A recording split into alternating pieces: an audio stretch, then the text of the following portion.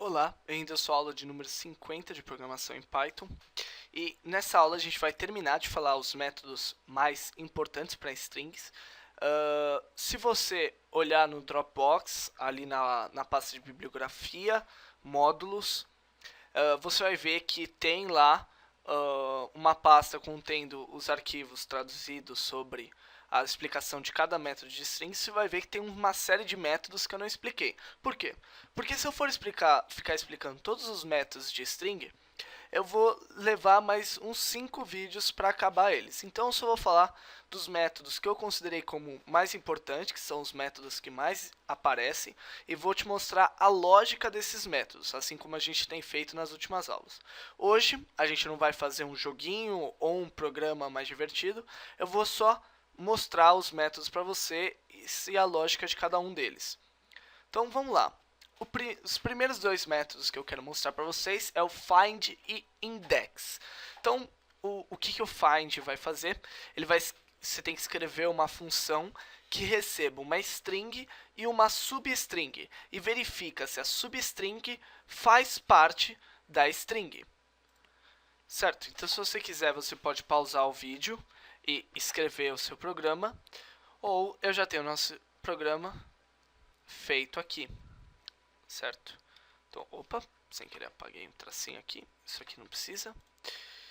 Então, aqui ele vai retornar true. Aqui ele vai retornar false.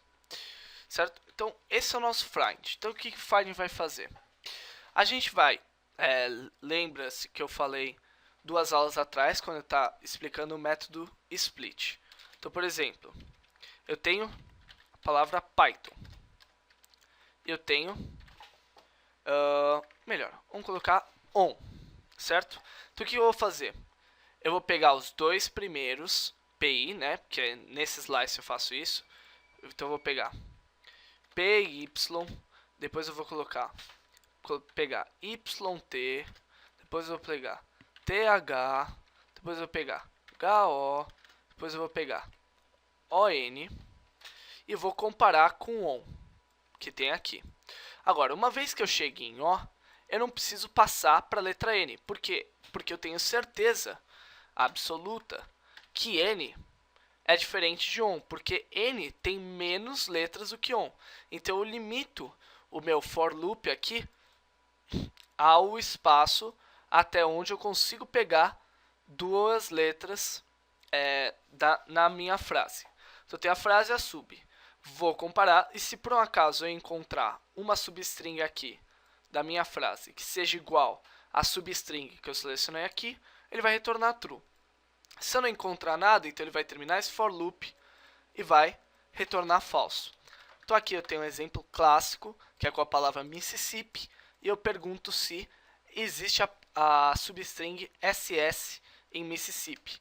E se eu der F5 aqui, você vai ver que ele vai retornar para a gente true. Realmente, SS está contido em Mississippi. Agora, se por outro lado eu tivesse colocado aqui a letra A, você ia ver que ele ia dar false, porque a letra A não está em Mississippi. Qual que é a diferença de find para index? Quando eu tiver o index, def index, vai ser exatamente o mesmo algoritmo. Então, isso aqui é tudo igual. O que ele vai mudar? Aqui, em vez de retornar false, ele vai retornar erro. Então, se eu executar isso aqui, pegar a mesma coisa, e aqui dá index com a letra A, ele vai dar false e erro. Então, find index simplesmente serve para verificar se uma substring está contida dentro de uma string. Por exemplo, se eu pegar Python e pedir para ele, dá uma procurada aqui se existe um on. Ele vai devolver para mim 4. Mas que diabo significa 4? Certo? 4 é o número do índice em que ele encontrou a letra O. Então, P0, 1, 2, 3, 4. Letra O. Então aqui ele não devolve exatamente uma booleana, mas sim ele devolveria o valor de i, certo?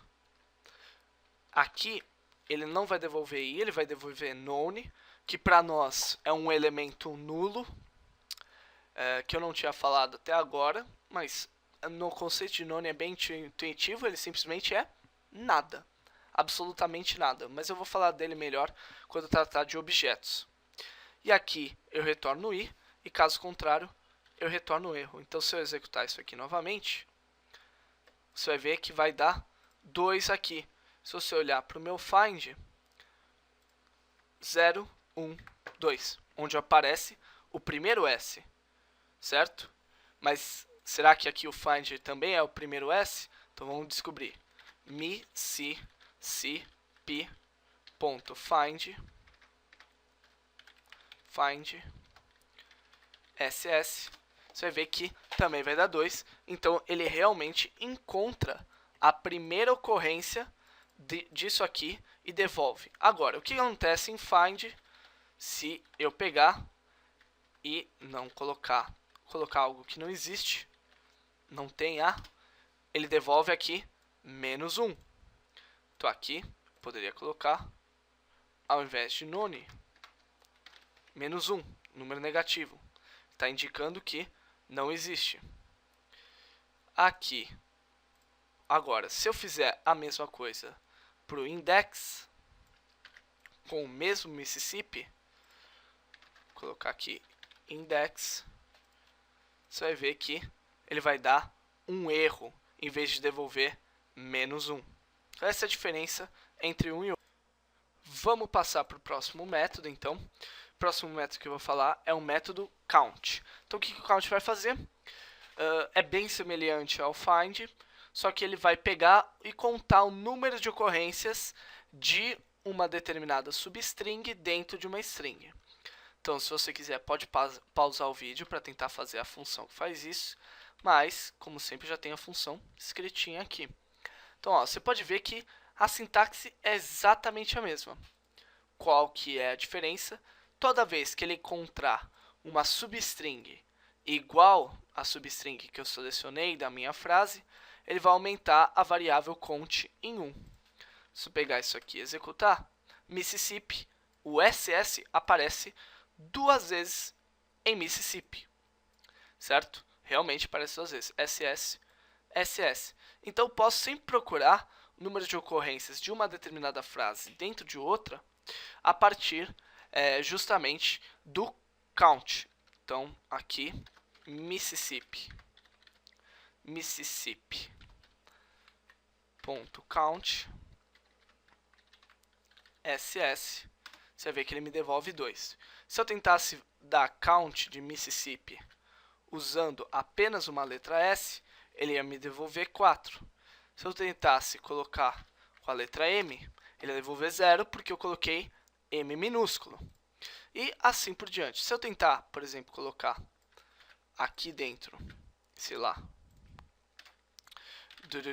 algo muito maior que Mississippi, ele vai devolver 0 pra gente também.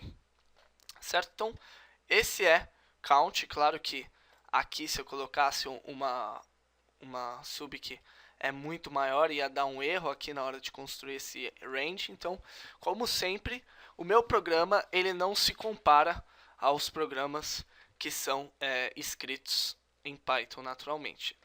Certo? Então, vamos continuar. Esse é o método count. Só tem mais um método que eu quero falar, que é o método replace. Eu já imagino que pelo nome você já deve saber. Replace vem de substituir. E então o que o replace vai fazer?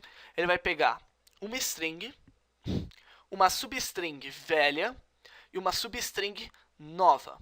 E toda vez que ele encontrar a substring velha, ele vai pegar e vai substituir essa substring velha por uma substring nova. Então, no caso, eu também montei um algoritmo para isso.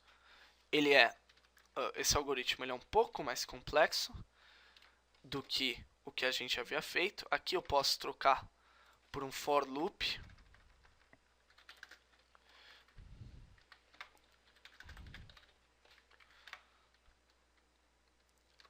Ah não, não posso trocar por um for loop não, porque vai dar um probleminha. Melhor deixar assim, por causa disso aqui. Quando der isso aqui vai dar um probleminha. Deixa um while loop aqui.